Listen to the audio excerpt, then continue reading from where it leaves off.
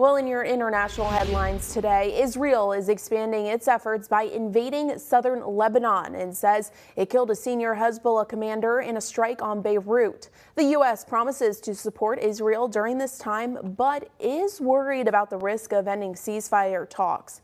Washington correspondent Basil John reports on the latest. Israel and Hezbollah are trading heavy fire as Israel's forces have pushed into southern Lebanon. We support Israel's efforts to degrade Hezbollah's capability.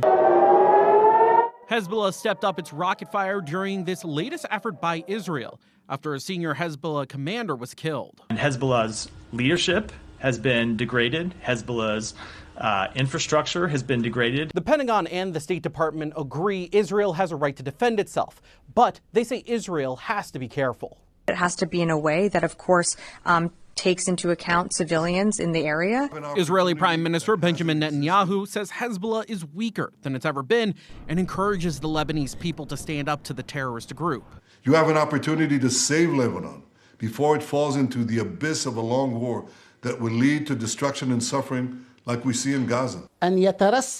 Recently, Hezbollah expressed support for an effort to reach a ceasefire, but the State Department questions the timing. Where have they been for a year?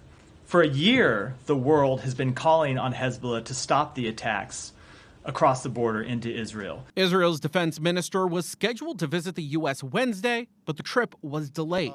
The Pentagon did not explain why. Reporting in Washington, I'm Basil John.